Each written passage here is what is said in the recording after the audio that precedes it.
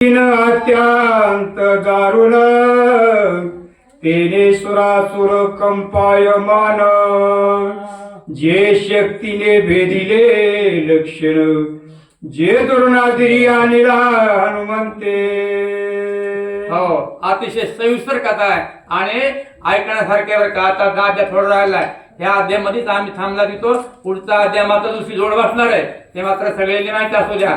तर त्या ठिकाणी मुलगी तर दिली, पश्चाताप झाला, पण आपल्याकडची काय असणारी विद्या आहे, खोटी नाट्य विद्या जी असते का सुद्धा देऊन टाकतात, दान करतात।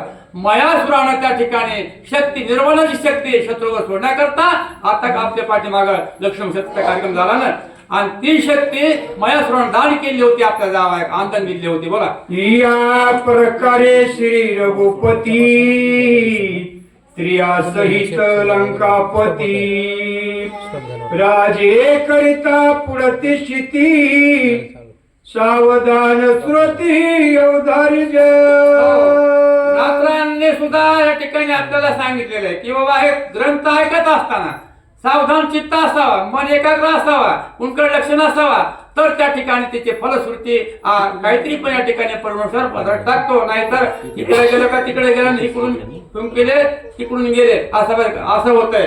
तर या ठिकाणी राजा रावण राज्य करीत असताना आणि जे जे काय त्या ठिकाणी असणार आणि कर्मकांडामध्ये आता येणार आहे, पुढं आपलं नाथ बाबा आपला प्रस्तावित करत आहेत। पुढं कोणे एके दिवस श्रीलंकापती झाला वना प्रतिया भ्रमत्र लगित चिती तो दोघी कन्या देखिल्या।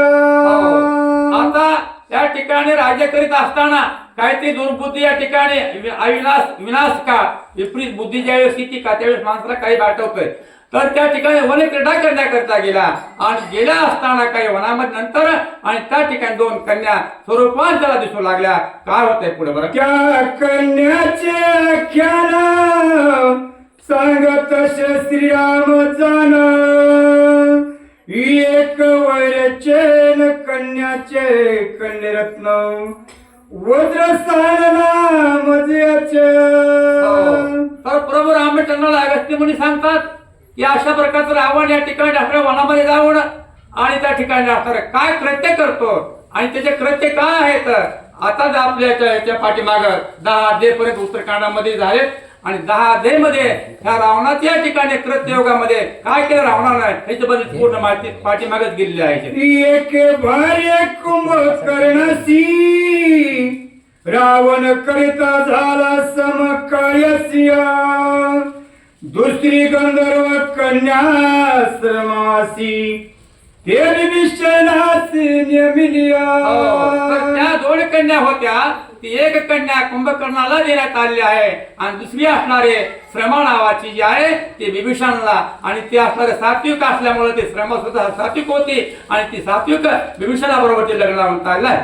ते गंधर्व राज कन्यासी शर्मा झाली शर्मा नाम झाले कासनसिया सांगावे मुनी मज पाशी विस्तारेसी कथेसी त्या।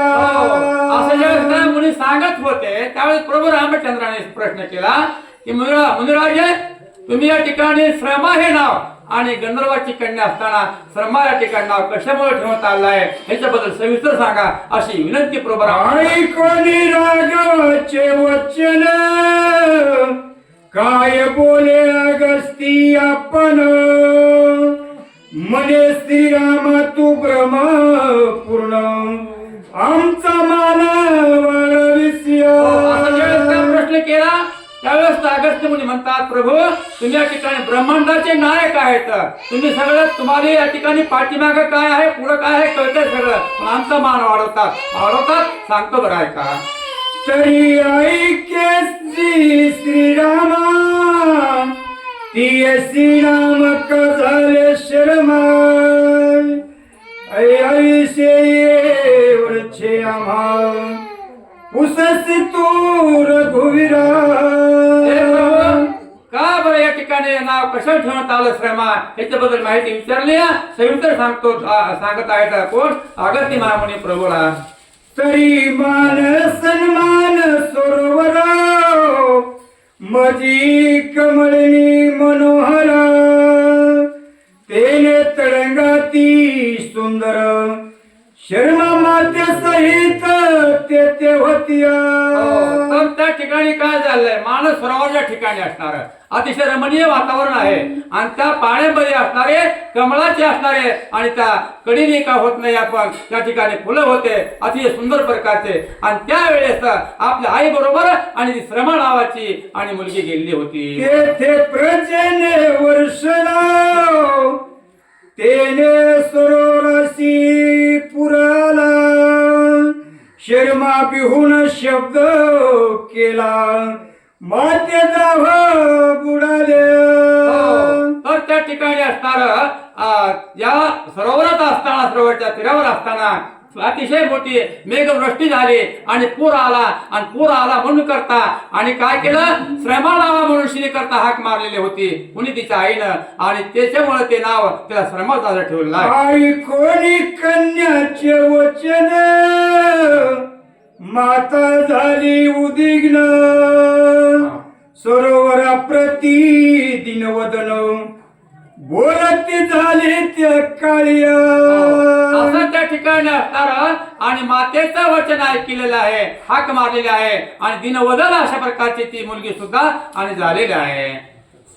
अंग सरोवर महाजयसी वाढू नको वचना पर्यसिया ऐकत लागली तट प्रदेशी शर्मा नामया सता. तर त्या ठिकाणी अशा प्रकारची कथा आणि अगस्त्य महर्षी बरोबर रामाचंद्रांना सांगतात कश्यप नाव या ठिकाणी श्रमा ठेवला आहे याचा उल्लेख केलेला आहे. शर्मा गंधर्व नंदनी रूपे तरी मृगा नयनिया ते त्रिया विभीषणा लागोनी करिता झाला रावण. आणि ती असणारी श्रमा गंधर्वाची असणारी ती कोण आणि कन्या होती अशा प्रकारची माहिती पूर्ण आणि ती विभीषण महाराजांना देण्यात आलेली आहे. गे बंधू लंके प्रती आपलाले भार्य सिराजे करितिया जैसे स्वर्गी गंधर्व क्रीडती तैसे राहती राक्षस. असे प्रभू या ठिकाणी तीन बंधू या पुलस्त्य महाराजांचे आणि आपल्या सुकान राजे करत होते अशा प्रकारचे या ठिकाणी आणि कथा अगस्त्य मुनी प्रभूला सांगतात. तया उपरी मंदोदरीसी पुत्र झाला मेघनंदना मेसिया शुक्रजित म्हणती जासी प्रताप ते बळे आगळा. मंदोदरीला त्या ठिकाणी प्रथम मुलगा कोणता झाला असेल तर इंद्रजित नावाचा बरं का. कारण त्याला इंद्राला आणि जन्मल्या बरोबर त्याची आवळी फार मेघासारखी योजना झाली होती अतिशय बलाढ्य होता असा मुलगा त्याला झाला प्रथम. श्रीराम मने अगस्ती मुनी मेघनादय नादायश कासनिया मनती इंद्रजिता लागोनी ते मज मुनी सांगावे. इंद्रजित हे नाव कशामुळे दिलं त्याला पुन्हा आणखी डबल उर्फ नाव दिलं मेघनाद म्हणून करता. हे कसे नाव कसे दोन दोन दिले याला मुख्य नाव कोणते याचं प्रभूने प्रश्न केला अगस्त्य मुनी महाराजांना. ऐकोनी श्रीरामाचे वचन अगस्ती बोले सुख संपन मंदोदरी प्रस्तुत झाली जाण बाळक्य धीर्य हृदय केल्या.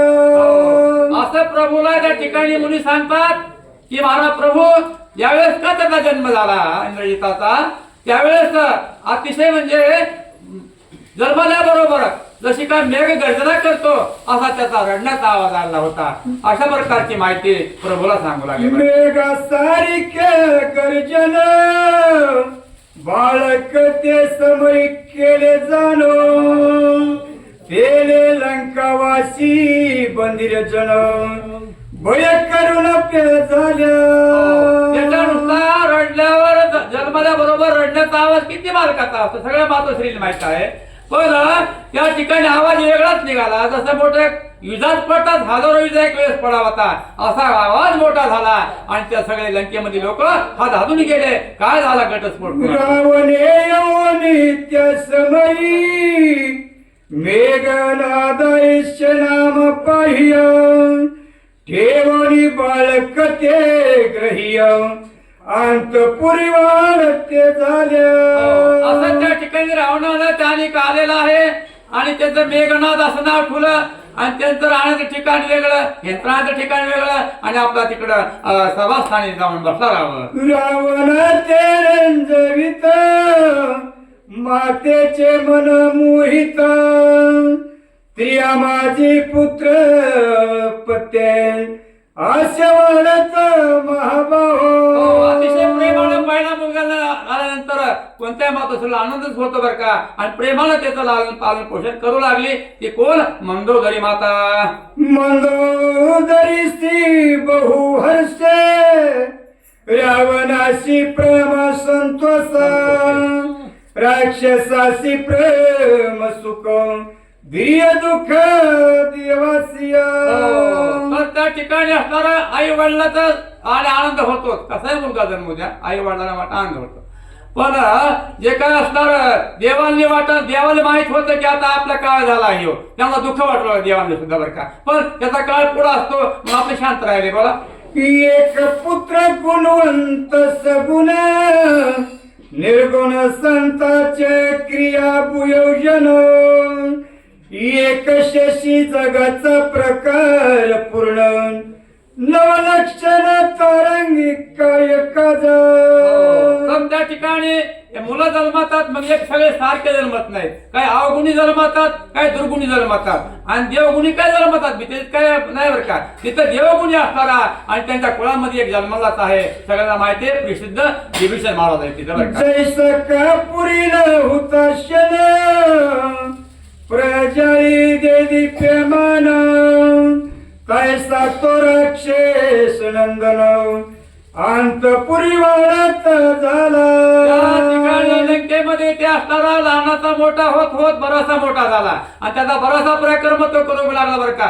पण ती खोड्याकडे स्वीकारत नव्हता तो लहानपणी सुद्धा, पण पुन्हा पुन्हा ते त्याला फार मोठ्या खोड्या येऊ लागल्या. एका जनार्दनी शरण राक्षसाचे पाणी घरण इंद्रजिताचे जन्म कथन सांग संपूर्ण अप्य हो, त्या झाल्या. ठिकाणी आपल्या ग्रंथकर्ते सांगतात ह्या अध्यायामध्ये राक्षसांचा त्या ठिकाणी म्हणजे तीन बंधूचं लग्न झालेलं आहे आणि इंद्रियचा जन्म झालेला आहे. पर्यंत अध्याय 80 पूर्ण झालेला आहे. स्वस्ति श्री भावा.